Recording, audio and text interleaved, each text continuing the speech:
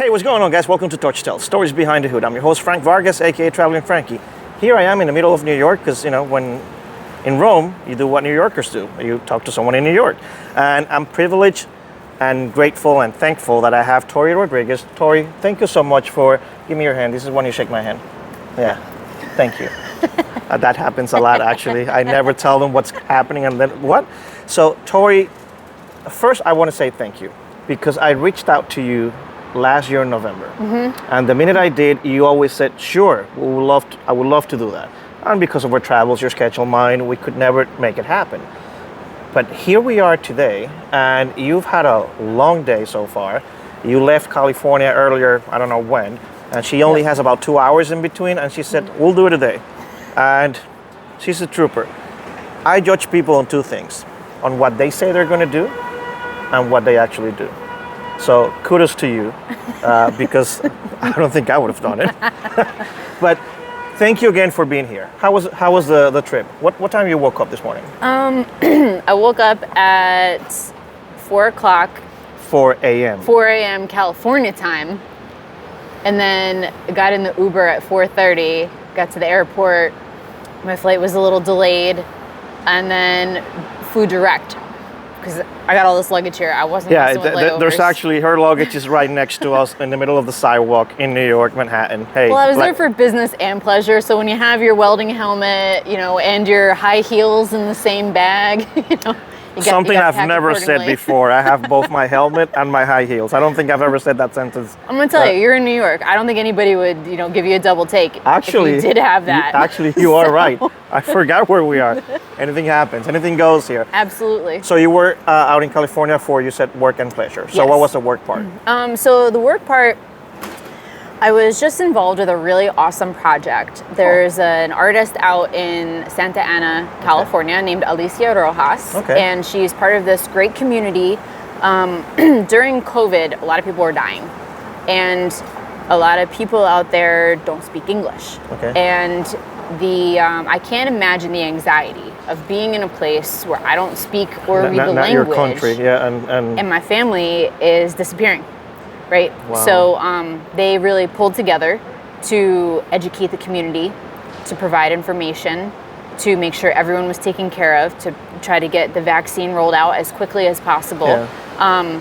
And there were a lot of people, especially women, involved in this project. So this artist, Alicia Rojas, wanted to figure out a way to dedicate something to these poderosas for pulling together and saving a community, and it's kind of like a hive community. Gotcha. So her vision was like a honeycomb that wraps the outside of this building, the Latino Access Health Center in Santa Ana. So this was her vision, and then I got brought in by a company called Pretty in Plastic. They're based in LA, and I was the fabricator for it.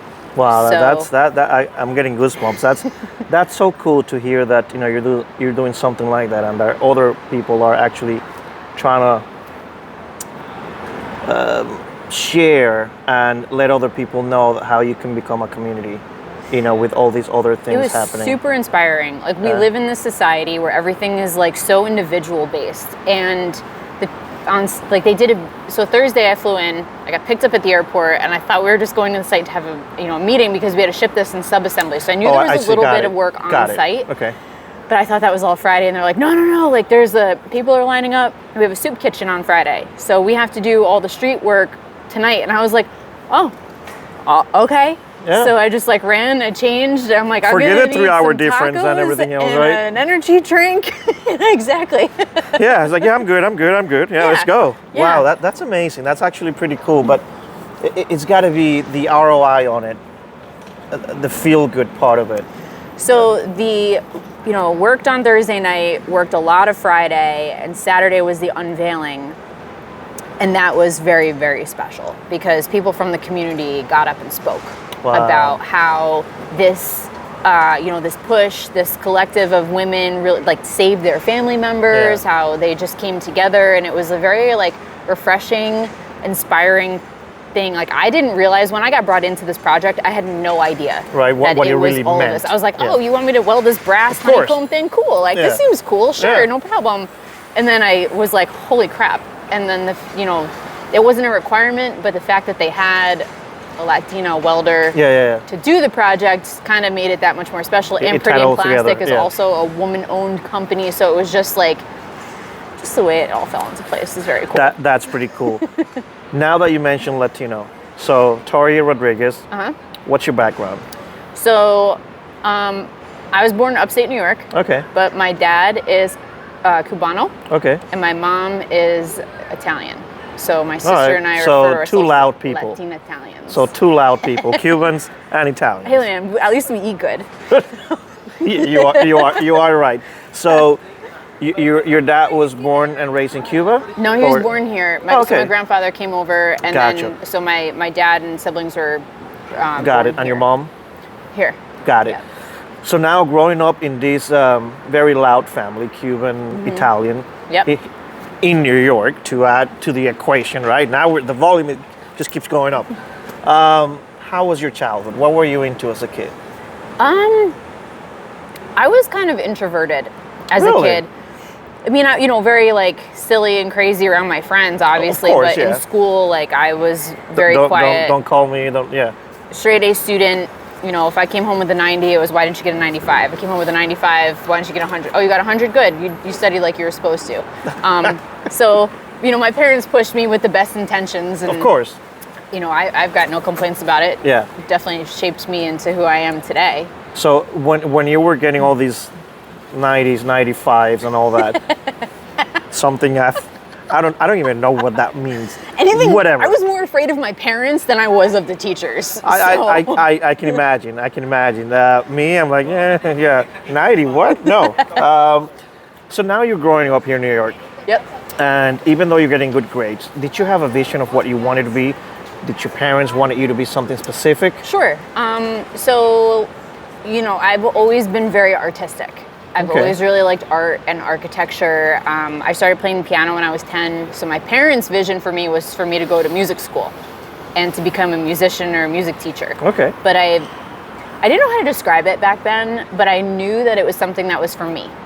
So when you have a thing that you do and you just kind of dive into it and you make it like your whole life, it almost like takes away the special like not even like the personal, because you can put your personal style onto something, but it's like Correct. like I still play all the time. Yeah. I don't post it, but because they're not making me. You play. Right, but that's something that I knew was for me internally forever. That I see. I go to work, I'm doing welding stuff all day. I'm interfacing with customers and doing whatever, and then I come home and I have to change my brain Gotcha. to get into sculpture mode or something. I sit down and I play for 20-30 minutes, and it's how I it's my me time to compress. Gotcha. Yeah. And when you say that, because not only are you a metal artist, but you also paint. Yep. And which one started first? I'm guessing painting because that's easier to start with. Yep. At what age did you say, "Wow, look, I drew this. Actually, it looks okay"? I don't know. I've always been really into 3D. Okay. I really like sculpture. So dimensions and stuff like that. So I went to FIT, which is literally 2 blocks over. Yeah. I don't know if you get a chance to walk over there. It's you walk over and you're like, I'm still in Manhattan. Yeah, it's really? so quiet. It's pretty. Huh. You guys see a lot of cute girls walking around. Although it's summertime, so you might not. Correct. Yeah. But it's interesting. I remember when I went to my portfolio interview to get into the school. I had a sketchbook and all my 2-dimensional art, and then I had 2 boxes of sculptures that were made out of the bones from turkeys. And my mom would make a roasted turkey or a chicken. I'm like, save me the bones. I just started building sculptures out of them. All right. So the guy who looked through my portfolio, he's looking at my sketchbook. He's like, you really need help on your drawing skills, but your creativity is fire. Off the chart. So we're giving you an A on that. We want you in the program. Cool. And then I did 2 years at FIT. And I was like, I don't think I want to do interior design. I want to be building the cool art that the interior designers are selecting for their clients' homes. All right. So you kind of knew that early on. So now you've gone through music, and you said, hey, this is for me. Yeah. Now you've gone through all these other art classes, and then you realize, there's not exactly how I want to do things. I want to do these things for the people that are doing the other thing, right? If that makes sense.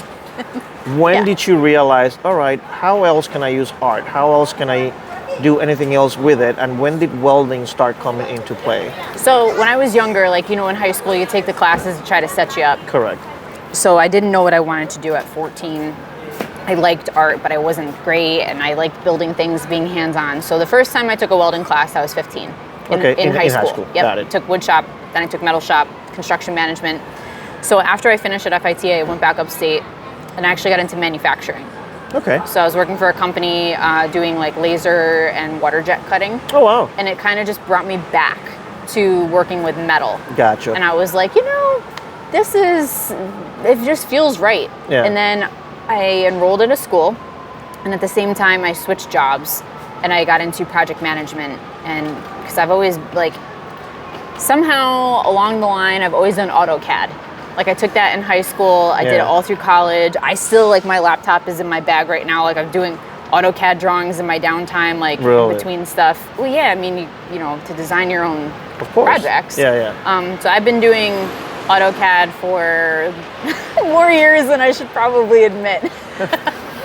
I'm not even going to ask, but that's awesome, because it makes you just such a well-rounded person, because you can, all of that you can tie it together, from the art classes to the welding to AutoCAD and program manager, whatever, all of that really, especially now that you do your own thing for you and you get to travel and do all these amazing things, helping bring your talent everywhere else you go. So when you actually started welding and you are now doing the metal fab, and you are exposed to it as you were, that time you actually realize, oh, this is what I think I really want to do. So it was always like, when I went to school, I knew I wanted to do sculpture. So I'm working in manufacturing, I designed this giant clock, and it was steel and stainless steel, and I'm using JB weld glue to put it together. I was 23, right? And I was just like, there's got to be a better way. Is it still together? Right? Yeah.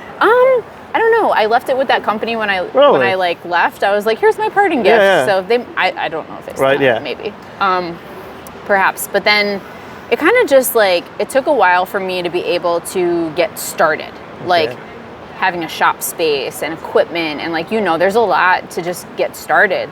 For sure. Buying a machine, buying a tank. Yeah, and especially when you don't know, it's okay, what machine? And you always know that the first anything you buy is just kind of like a stepping stone. And once you realize that there's other better things, and you go oh my God, how was I doing this with that? Right? Absolutely. Yeah, it's damn, no wonder it looked like crap, Or you sit back and you're it makes you think twice about buying equipment down the road. I wonder if this is going to be the one, yeah. Or do I need it? Because I know that I can actually do this with this equipment that I already have if I had to. It's efficiency versus cost. Versus space in your tiny shop. So, what was the first process you really started dominating according to you? Just MIG. It was easy. I had a little oxyacetylene setup because so when I finished school, I was living with my mom, and I'm in her garage, right? And she's like, "You got to be done by the time I get home. I got to park my car in there." Oh my God. Okay. So it was just a little chaotic, and then it took me a couple of years, and then when I moved to Troy, I had a studio space, just in a garage, and then I bought my house in 2017, and the biggest reason I bought it was because I had a little bit of a bigger shop. So I'm still there. It's just a 2-car garage. It's nothing fancy, but I have enough friends in the industry that if I am working on a project that's larger than my space, you can go and I can say, hey, I need your space. Can you cut this or roll this, or can I use your shop floor to paint or weld this? And it's So now, when did you start doing things on your own? You're not working for anybody else. You're doing your own thing. I am still working for Haun Welding. Okay, cool. So I do work in distribution. Okay. During the day for now. For Haun Welding? Yep. Oh, all right. Mm-hmm. I know exactly who they are. Yeah. So distribution at what level? What do you do for Haun? I'm just an account manager. Okay, so cool. I go around and I see customers. Sometimes it's very routine where it's just hey, what's up? They don't really care that I'm there or not. And I have other customers that are we chat about projects, And so both they having a welder rep. So both brothers, the Haun brothers, they were just at the in Pennsylvania at one of the events Forgotta? Got it. Okay. That's exactly So what. Eric Haun and I met through American Welding Society like 10 years ago. Okay. And we became really good friends. Really? Oh my gosh, yeah. It was just like instant like friends, right? That's awesome. So over the years, like I was working in project management and construction, and like he's got his business, and every once in a while he'd be like, hey, you should come work for me. I'm like, I don't do sales. No. I'm not a salesperson. Yeah. I'm way too abrasive for that. So, But then again, I'm selling myself and everything else that I do, right? Yeah. Right. So we are all in sales, whether we like it or not, at some point. yes. So that's pretty cool because I've they're over 100-year-old company. Fourth generation. Yeah. Yep. It's amazing. I mean, I heard their whole speech and it was pretty cool to hear. So congrats, definitely a good company to be tied with. Yeah. So when do you find time to do your work? Did you see the like? I mean, there's a balance. There has to be, because I'm gonna do it. Is that why on your Instagram you have now no more work? I think you have Commissions are closed. Yeah. I'm buried right now. You are? It's in a good way. Like, Gotcha, yeah. Then I'm like in like, so I have projects in like every phase right now. Okay. Like, we just wrapped up this brass project. I'm in like the course of construction in another one. Okay. I'm like wrapping up a bid for another one. I have to go do a site walk for like a potential job for another one. Like there's, I'm in no shortage of work, and that's just the commissions. That's not like, because I make those smaller, like the propagation stuff for like, the bud vases and stuff. Yeah. And I've got a ton of stuff lined up with that right now. How do people find you? They like, No, I don't. Tell me. Sacrifice a small animal, turn around 3 times and click their heels. So just pop up here and there. I've tried that. It doesn't work for me. Yep. Yeah, because I mean, so do you get a lot of opportunities through your social media?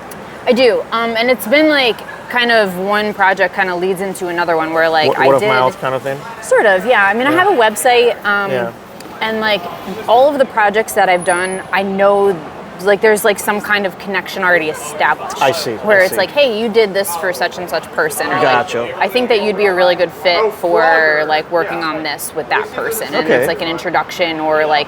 I did a sculpture that's hanging from a skylight in a restaurant. Yeah. So that was for a restaurant, but technically I was hired through a gallery, and now I have 2 separate projects. One with the owners of the restaurant, and like those guys doing a separate project for them, and then also another project for the gallery. So like it's that one project is now split into 2 large-scale projects. And do you do all of these things on your own, or do you have help? So right now, I'm doing a lot of the large scale stuff myself. I mean, I have help with like, so I'm working on a project right now that's rolled.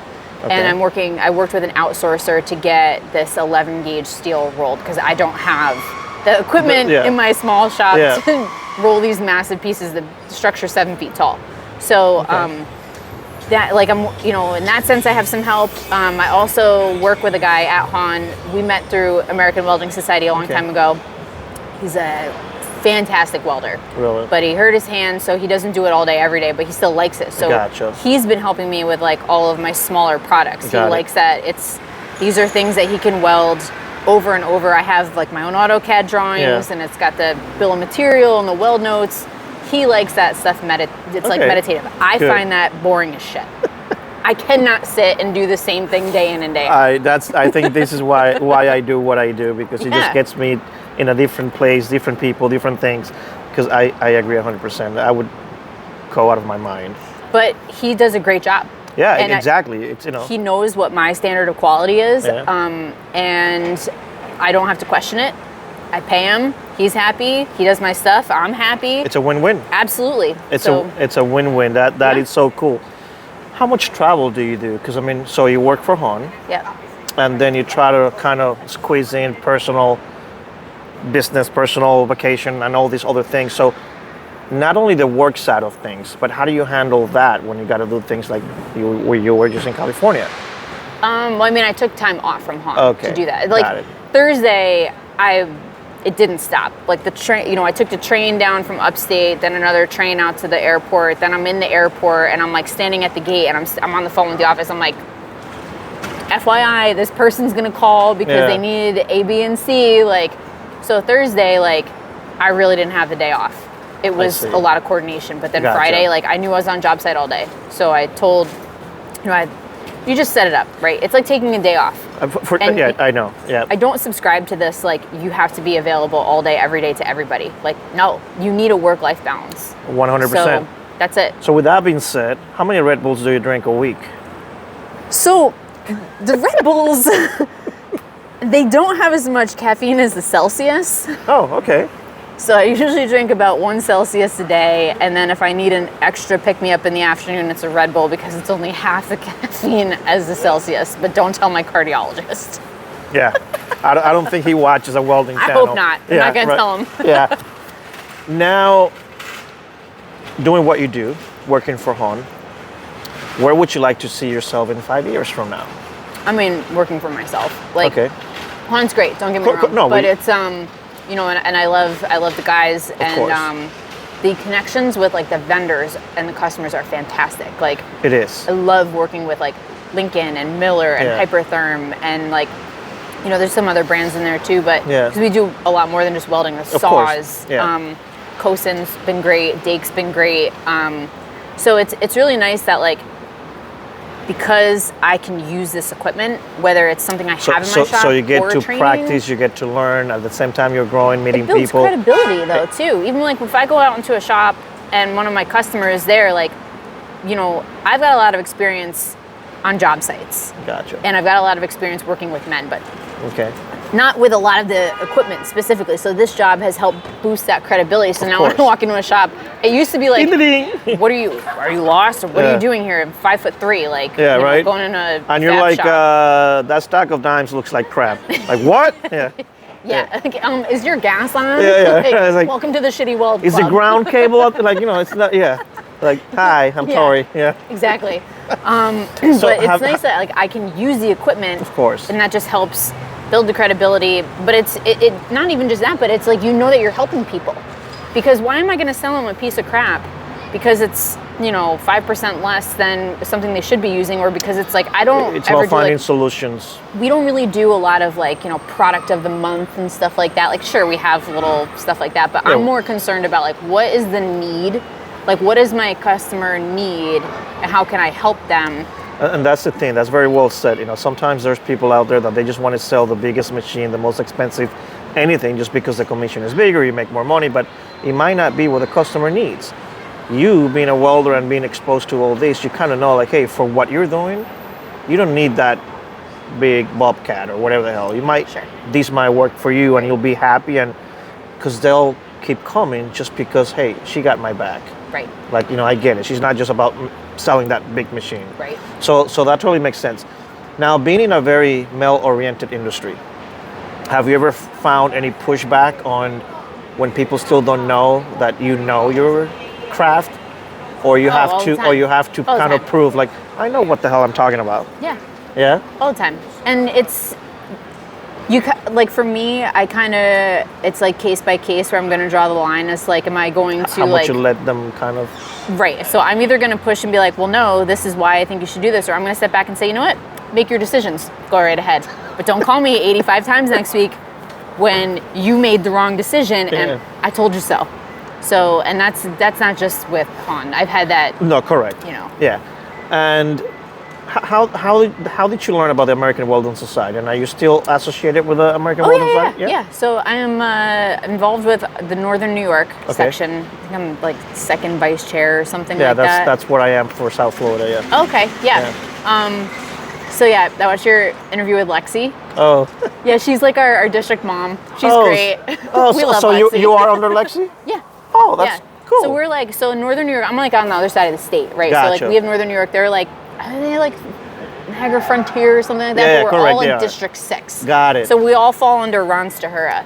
Got it. And he's great. We love Ron. That's cool. Yeah, me and Lexi, we're very good friends, and of course we see each other everywhere. And we went to Hawaii together, part of the GATA thing. Yeah.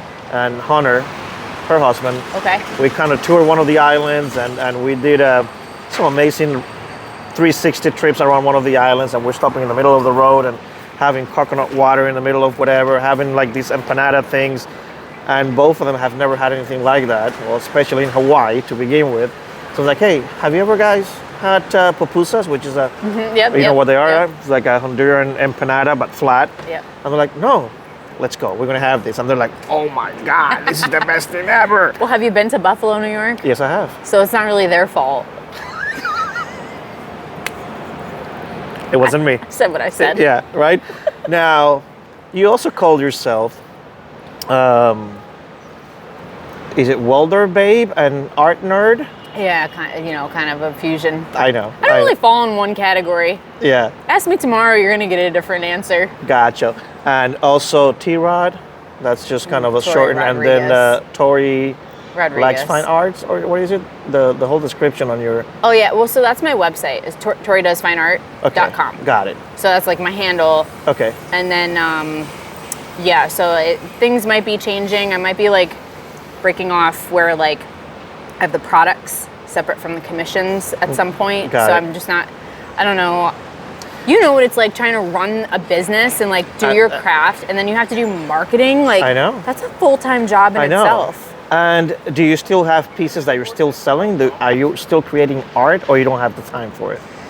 So that is something that I want to I have to like schedule it now, because like that's what it is, right? So I have a couple of ideas of things I want to make, both things that I want to sell at like the art festivals that I do, but Gotcha. then like bigger pieces.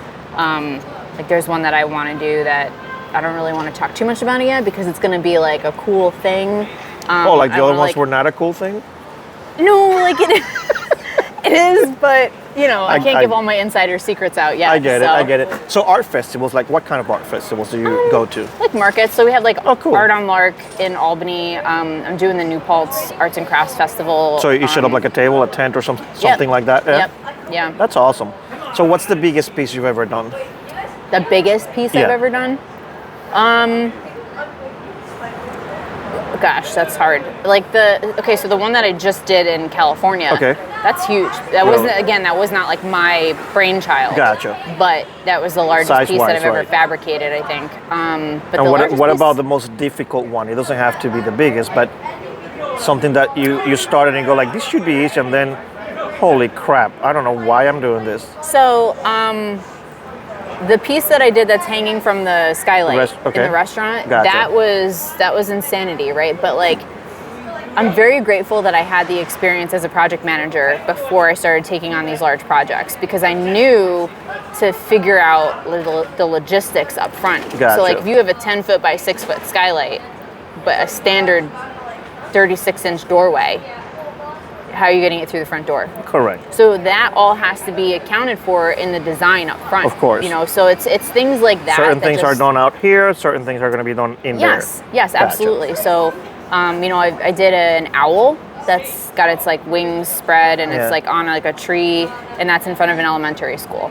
So like the logistics of that, I'm like, I have kind of a whole open field to kind of Yeah. do this in, but my shop is where Again, that yeah. parameter is, right? So Yeah. I knew that like I had to get to this part of the fabrication and then move outside so that I don't like box myself in Correct. with this heavy sculpture, and then like, you know, And it's just you. They're like, okay, that looks great. There, now yeah. what? I think there's a picture of my dad in like a welding helmet, like holding something in place while I'm like welding it, because you know I needed an extra set of hands. Yeah. But even then, I'm like, okay, how am I going to transport it to site? So I ended up getting like an enterprise truck that had a lift gate. Oh, okay, So then got I it. call them and I'm like, I need to know how big is like the back thing, of, you know, yeah. what's my clearance, and that ended up being my final parameter, because I have to, you know. So I'm like, that's 'cause good. I'm like, That's this good thing's gonna thinking. be That's like- smart thinking. Yeah, that's smart thinking. Now, so you do all that. You work for Haun. You do, you know. Now you are doing sales. Now you have all this experience on the back end, the front end, everywhere. What would you say is your biggest strength in the welding industry, and where do you really suck at? So I think that my biggest strength in the welding industry, I don't know, that's a great question.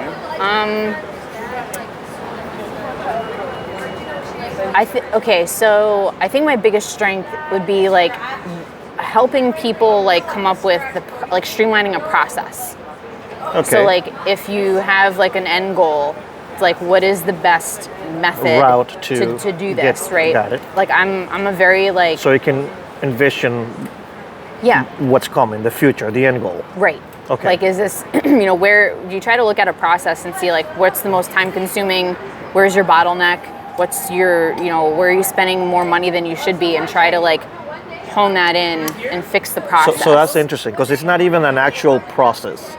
Sure. It's not, hey, you can do this way or that way. I mean, that's part of the whole thing, getting to the end goal faster, or at least, having that vision. So your answer, which I thought you were going to say, my strength, it's doing MIG, TIG, or this or that. But for you, it's visualizing this whole thing and the end goal. So that's actually very, very good and a good answer, actually, and a different answer from what I was expecting. What's the one thing that still just... Oh, I could definitely be a better TIG welder. Yeah? They call that the patient man's weld, and I'm neither of those things. So, can I do it? Yeah. Yeah. Is it? I'm still part of the shitty weld club, though. So, all right. They're not the prettiest welds I'm gonna put out, but they'll stick. So still, your best process is MIG. Or is MIG, it stick. I like stick a lot. Like, there's something just like... Really? Yeah, I don't know. Like, you can teach anybody to MIG. MIG's like, all right, you just pull the trigger and you go. It's just, it's like, laser welding, right? You can... Yo, laser welding is crazy. So I did... Have you played with it already? I'm a laser safety officer. Excuse me, guys. I don't know who I'm talking to again. You can call me Officer T-Rod, thank you. Yes, from now on, that's it. That's your new handle. Yep. Yep. Cool. So, how does one become that? When you have to do a lot of laser welding and they're like, you need to get your LSO. And I'm like, yes, okay. So this big brass job that I did, we were on an insanely tight timeline. So there's no way I could have taken... Speed, yeah. You're right. Like, we had to get it done. So I was talking to a colleague about this and they said, why don't you laser weld it? And I was like, you know what? You might just be crazy enough So it's thinner metal. It's thinner... Yeah, it's 14 gauge brass. Gotcha. So it was a little bit of, fine tuning of like, are we using silicon bronze? Are we using stainless steel wire? Like trying to get it, kind of honed in there. But so it was unbelievable. Now that you've used it and now that you are an official, right? Just throwing titles out there. Sell them for Haun. Yeah, correct. So now, like, I can go into a customer and say, like, as an LSO, like, you need to have these safety procedures in place before you can, because like with laser welding, you really can't just bring the machine in and demo it on site. I have seen that, and it's sketchy as hell. So the booth, the helmets, the glasses, the whole thing, the PPE, you need to take care of those things. But I have seen YouTube again out there. People just like, you can definitely do this and just make sure you're by yourself, nobody else is here, and you put your animals away and all these other. I'm like, all right, yeah. Yeah, but like also, right? Or like, I don't know. I walked into a shop, they were doing this demo, and I was just like, I can't believe that we're like doing this on site, because I was not thrilled with how it went down from a safety standpoint, right? Really? And as we walk in, like the one booth they had set up there's a piece of aluminum just like sitting there, right? Well, that's Rebound. a specular surface, Yeah. and that's exactly it. We're like, no, there's no sharp, crazy things on the floor, maybe, but like you have a piece of very reflective It's that whole material. ping pong thing, ping, ping, ping, ping. Exactly. Zoop. Yep. Well, I didn't need it that year anyway. Yeah. But hey, so you've used it and now you vouch by it. Like it's really something that you would like to have in your shop. Not my current shop. I don't have the right setup for it from a safety standpoint. Yeah. But if I had a bigger shop at some point, the thing with lasers, like, it's not going to replace everything. Correct. Yeah. But if you have like a thinner material, sheet metal, repeat parts. Oh my God, insane! All day. Don't even think twice about it. Spend the money on it because it's worth it. Spend all 25,000. Is that what you're saying? Yeah. All right. Yeah. Cool. Yeah. 25, 30, whatever. Actually, yeah. Now, what's your next thing? So you go back to work Monday? I don't even know what. It's Tuesday. the 3rd. So tomorrow's 4th of July, right? No, tomorrow's the 3rd. Today's the 2nd.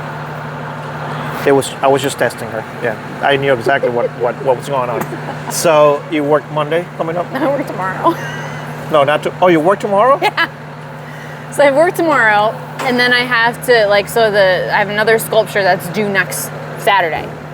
That I have to finish it's like tacked together, So I have to finish the welding, and then I have to sand the whole thing and then paint it. Wow. So my weekend is going to be a little bit of kayaking and a lot of welding. Good for you. Me, I'm just gonna be walking around here having a drink at PG-13 drinks, by the way, guys.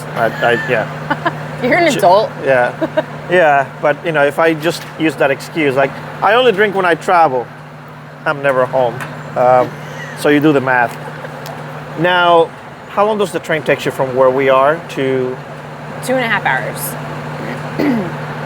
I'm telling you, this girl deserves a prize because her day, I'm like, F that, Frank. No, hell no. Who the hell are you? I'm just going home. Listen, if I wasn't here right now, I'd probably be having one of those PG-13 drinks and my lightweight. My kind of girl. Yeah. Oh, I'd probably be missing my train. Good for you. You're keeping me out of trouble. All right, you're welcome, guys. You're welcome. It's a treat for me and everybody else walking around. Where is the one place that you've gone, that you've traveled, that you fell in love with? Because I know that, I think you were in Colombia not too long ago. Yeah. I know you like to travel as well. I love Colombia. Yeah, so tell me a place that you just fell in love the first time you went there, or the only time you went there. Well, that's hard because like I feel in my soul. You had an answer, right? Now you're thinking, now you're doing comparison. I mean Colombia. Really? Like the first time I went there, I was just like, oh, I belong here. But I felt like that the first time I went to Puerto Rico. I felt like that in Cuba. I could see myself in Costa Rica. Like, I liked Santa Ana. I was just like, the food, the people, I know. It is pretty cool. How important you think, and we're almost done, guys, I promise you. How important you think is for, and I hate asking this question, but I feel like I need to. Because again, it's New York, guys, the noise. This is exactly what happens when you're here. How important you think is for women to pass down the torch in this industry? To really, super important. you know, to really, hey, if I can do this, so can all of you little girls out there. And so it's visibility. There's a couple of reasons why it's important, right? It's visibility, number one. Like, sometimes people think that they can't do a certain thing because they're not the right gender. And I'm gonna say that like that broadly, because there could be men who maybe they're like deep down inside, they want to try something, but they're like, well, men don't do that. Correct. And there's this like mental block of like, you know, women do this, men do that. And then you have other people who are like, we just don't give rat's ass. We like building things and we're gonna do what we want to do. I don't give a shit what you think. Right. So it's you know, I do a lot of work with schools, and that's part of, you know, AWS. Correct. And it's important for them to see that women are not only welding, but like I own a business. I'm very connected in the local industry. Yeah. Like I put myself out there. I'm not afraid to stand up for myself or other people. Like that's it. Like that's awesome. It's important for them to see that, but also because I didn't have that when I first got into the industry. So there have been times where like stuff's happened on job sites and like physical things have happened, verbal things have happened that I didn't know who to talk to. I didn't have an older woman or any women to just be like, you know, you know, and a man, like, let me preface this with saying that I have many men who I care very much about, and I am super appreciative. So I'm not trying to say like. And there's guys that she doesn't. Well, that's just the way it is. No, just like anybody feels that way. Like nobody likes everybody. Correct. But it's very difficult for a lot of men to like understand it, right? Or like it's not their problem. Correct. And they are afraid to stick their neck out because then they're not it's a good old boys club. And 100%. They're like, even last fall, I was volunteering at an event and I had some guys say some shit to me, 2 men who I'd never met before, and I was appalled at the things they were saying to me in a room full of other men. And do you know who said what? Nobody said nothing. And I turned around and I looked at one of my coworkers, and he was like, let's get you the fuck out of here right now. And I was like, I ripped him up and down after we left that place. Just because he didn't have your back. You said nothing. I said, so many men I know behind a closed door in a one-on-one conversation. Yeah. Oh, I would have said this. Yeah, okay. Here's your shot. I believe this many of you. You know who I believe? Because it's kind of funny. Like when I worked in construction, those guys, my iron workers, Really? they would have stuck up for me. But like in this industry, like no. So that's another reason why it's important to have a community A of role women. model of kind of, Yes, follow. because it's not even like, you know, sometimes, because I used to be married, right? So like I'd go home and I would even try to talk about it, and it just wasn't the right supportive environment of like You were when not you're not getting there, the it's like the return back of like, yeah, hey, what can I do? It makes a man uncomfortable sometimes to be in that position. Like when It's almost like we're breaking the code.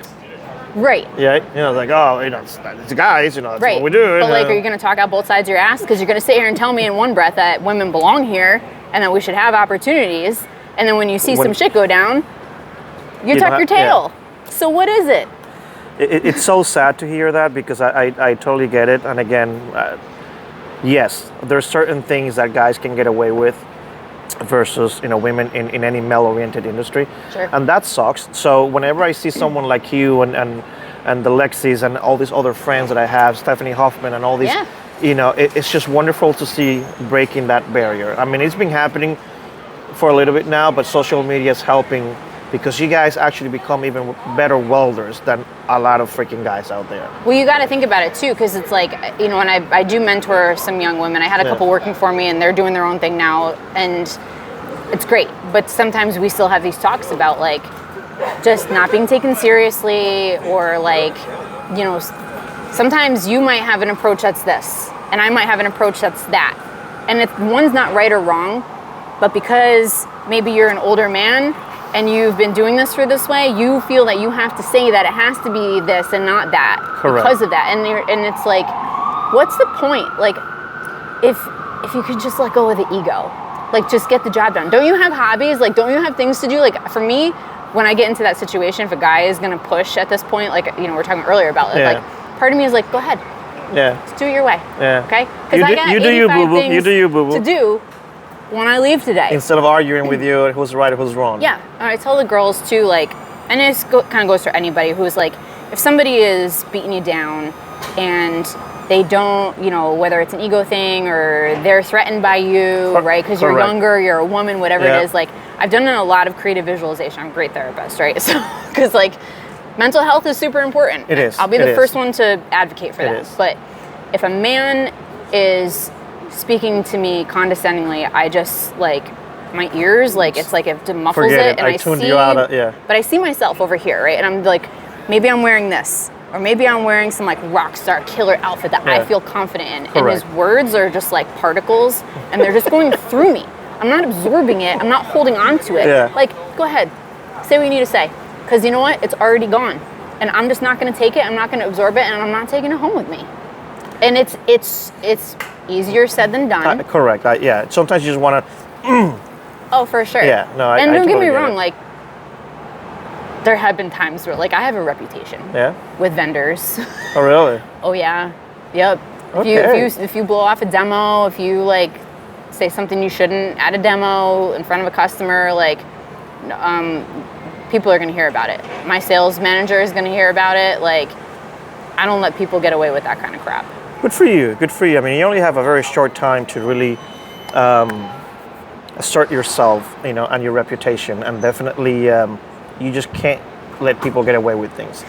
For the most part, right? There's a balance. Right, to and it. Sometimes it's like, you know what, just let it go. Today's not the day. It's small enough, and you're right. It's not the time. And sometimes you have to, like, because sometimes those people want to rise out of you. And those are my favorite to blow off. Where you're, you know, some guy says something and you're just like, I told you, okay. You know, he, whatever. You know, I told you they were complicated. No, I totally get it. Now, do you go to a fab tech? I went in 2022. Last year, I was like getting off the plane from Colombia, and like another one of these. No, I couldn't. So this is what you do. I couldn't. I didn't go last year. I just couldn't swing it because I was out of the office for 2 weeks for that. So. Are you going this year? To Colombia or Fab Tech? Fab Tech. Probably. Orlando. Hopefully. Yeah. October, right? Yeah, something like that. Yeah, I hope so. It was the thing I love about Fab Tech is like seeing everybody. You know, correct. The new equipment is awesome. Yeah, correct. I mean, if you ask me, Fab Tech would probably happen every other year, technology is not that fast in this, like, let's say laser welding. It came out, there's still a lot of things that are happening PPE-wise. So by the second year, you would think, okay, all the things are ironing out, right? And now I get it. But with that being said, I love the fact that it happens every year because I get to meet all the friends and everyone's like, it's one big family reunion. Yeah. So yeah, I would love, if you go, let us know, let me know, because we would love to do something together. And do you know like Stephanie Hoffman and Jason Becker and all those guys? Or I know Stephanie. Yeah. We've connected a couple times. She's awesome. Yeah. I got an opportunity to meet her at FabTech, and then we've kept in touch. And then I saw her last summer, I think it was, when the AWS bus was going the around trailer? the tour. The trailer, yeah, they came to Schenectady. Yeah, so. got it. Now she works for ITW, Yeah. Yeah. So is there anything aside from where you want to be in 5 years that you would like to be short term in the next 6 months? There's just like a lot going on right now, like behind the scenes, that once some of these things start to like fall into place, I'm just like trying to, get information together, get paperwork done, get this and that. Once things start to fall into place, I think that it's going to get a lot easier. Good for you. Yeah. Good for you. And last question. How many tats do you have?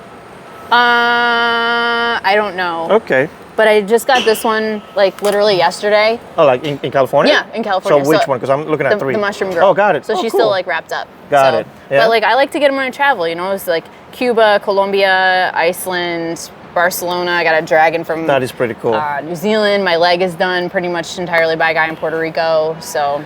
That's the one thing that I regret with all the travel that I've done, because I was in Hawaii. I'm like, I gotta get something here. I want something original. And 3 weeks there, I left without a single dot of ink. I'm like, that's how you meet the locals, man. I know, you get the but inside again, scoop. I know. It's again, I suck at this.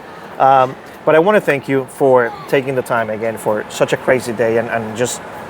But it looks like you're already an expert doing this. Like you just go bam, bam, bam, bam, bam, and so you're good. Oh yeah, You're I good? got an hour to my train and it's like 2 blocks. So. Oh, that's awesome. Yeah. And how long have you been working for Haun?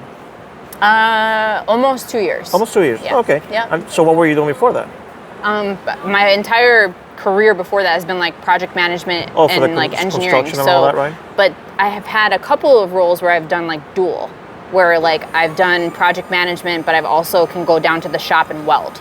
Gotcha. So like it's not like I worked for this place in Albany for a while, and it was like that, where like it's kind of funny. The first day that I went down to the shop to check on the status of a job, I was pretty new. I'd only been there a couple weeks, and I'm like, well, where are my pieces for this customer? And they're like, well, they have to get welded, and like we've got this job in front of it. It's going to be a couple days. I'm like, you're already like a week and a half behind schedule. And they're like, well, there's nothing we can do. I said, yeah, there is. Clear that spot out over there. I'm going to weld it myself tomorrow.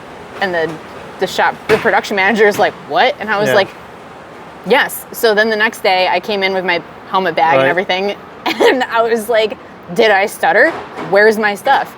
And he stood there for a minute, like, all kind of huffy puffy. And I was like, shit, she was real. You got like you're gonna sit here and watch me weld? Like, don't you have something better to do? Yeah. This guy and I are like not best really. friends now. But it was like a little bit of that friction, in the beginning. And then once I like put my foot down, went and welded it, like those guys in that welding department, I still keep in touch with a lot of them, man. They were so cool. Nobody had an ego. Nobody was creepy.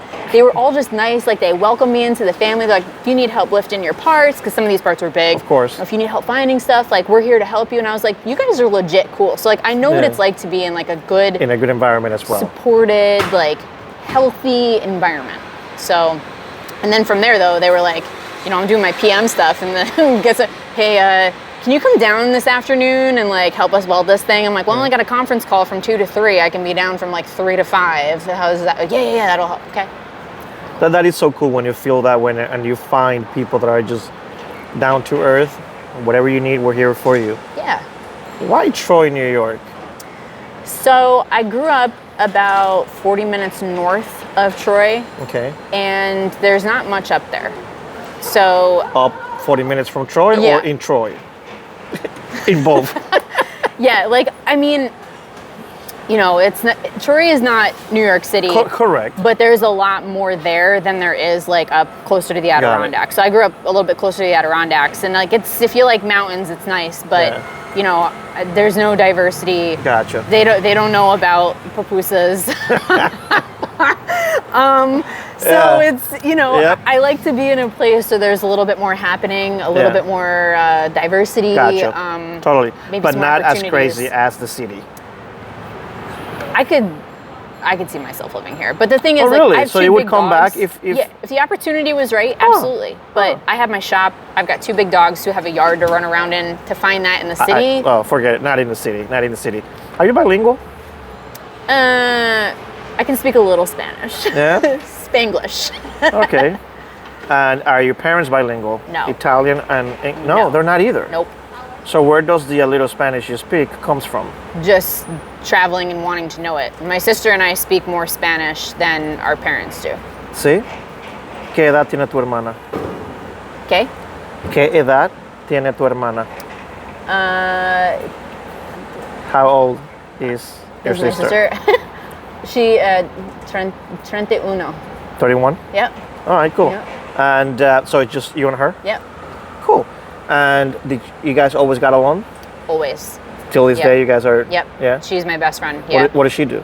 She is like a financial planner.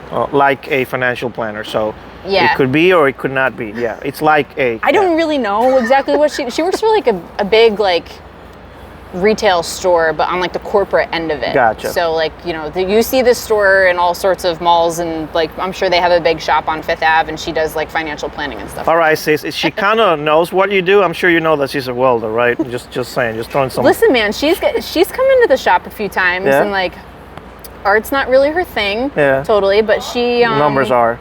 Numbers are. Yeah. Yeah, man. I told her that I have like once you get bigger and bigger, now you know who's gonna run those numbers for you. We've talked about this. There you go. So there you go. I showed her my spreadsheet that I have for like all my inventory management, and she was very proud. Really? Mm-hmm. Yeah.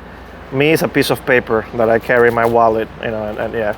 I mean, I only update this spreadsheet like once a month. Yeah, I know, right?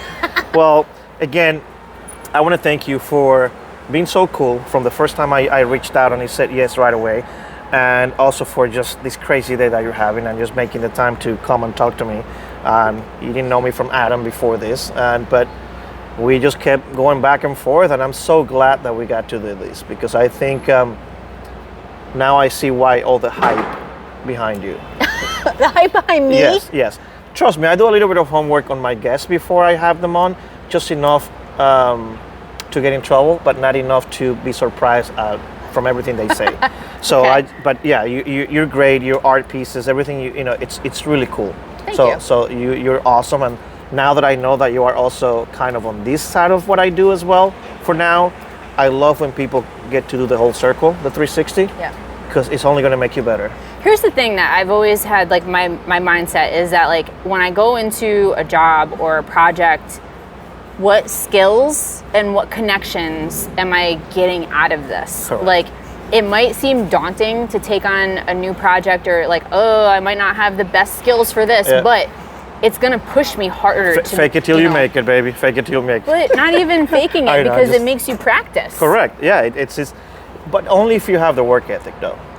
Only if you really want to get better. Because I mean, you could be exposed to anything, and people don't have the work ethic, and they just continue to suck forever. That's what they do.